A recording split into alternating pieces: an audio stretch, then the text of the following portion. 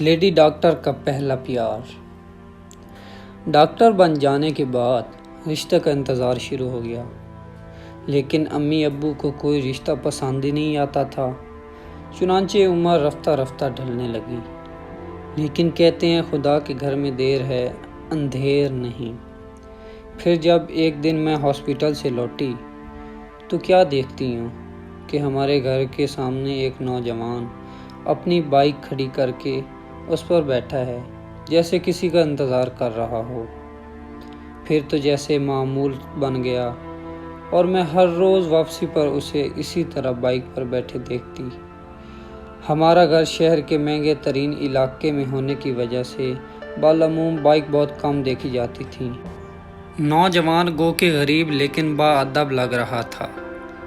وہ زیادہ تر اپنا سر نیچے کیے ہوئے بیٹھا رہتا، صرف ایک لمحے کے لیے دیکھتا جب میں اس کے پاس سے گزر کر گھر میں داخل ہوتی۔ لیکن وہ ہے کون اور چاہتا کیا ہے؟ اگرچہ شروع میں مجھے اسے اس طرح دیکھ کر الجھن سی ہوتی تھی، لیکن ساتھ ہی ساتھ دل میں خوشی بھی ہو رہی تھی کہ کوئی تو ہے جو میرا انتظار کر رہا ہے۔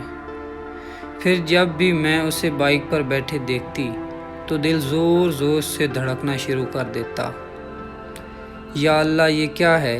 کیا مجھے اس سے محبت ہو گئی ہے؟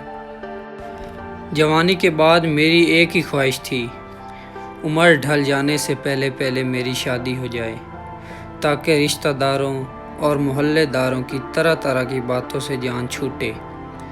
یہ درست ہے کہ نوجوان کی پرانی بائک اس کی غربت کا پتہ دیتی تھی، لیکن کوئی بات نہیں، وہ با اخلاق تو ہے جیسا کہ معلوم ہوتا ہے۔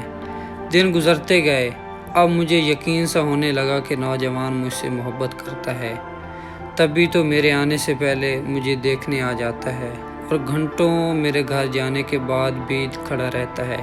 لیکن آخر وہ میرے باپ سے میرا ہاتھ کیوں نہیں مانگتا؟ کیا وہ ڈرتا ہے کہ کہیں میرا باپ اسے ٹھکرا نہ دے کہ وہ ہمارے جوڑ کا نہیں ہے؟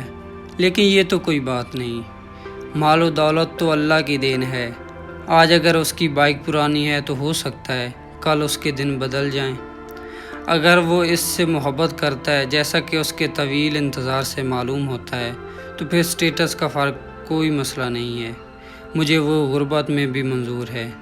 اب تو کم و بیش مہینہ ہونے کو آیا، لیکن نوجوان کی طرف سے کوئی حرکت سامنے نہیں آئی۔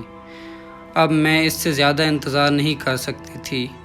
وہ مجھ سے بات کیوں نہیں کرتا؟ میرے دروازے پر دستک دے کر میرے باپ سے میرا ہاتھ کیوں نہیں مانگتا؟ بالآخر ایک دن میں نے خود ہی جرأت کی اور اس کے پاس گئی۔ میرا دل زور زور سے دھڑکنے لگا۔ میں پہلی دفعہ اسے قریب سے دیکھ رہی تھی۔ وہ زیادہ خوبصورت نہیں تھا، لیکن کوئی بات نہیں۔ وہ اپنے مخصوص انداز میں سر نیچے کیے ہوئے، ہاتھ اپنی گود میں رکھے بائک پر بیٹھا تھا۔ مجھے پاس دیکھ کر ذرا سا چونکا اور سر اوپر کیا۔ میں نے پوچھا کہ آپ ہمارے گھر کے سامنے گھنٹوں کیوں کھڑے رہتے ہو؟ باجی، اس لیے کہ آپ کے وائی فائی کو پاسورڈ نہیں لگا ہوا۔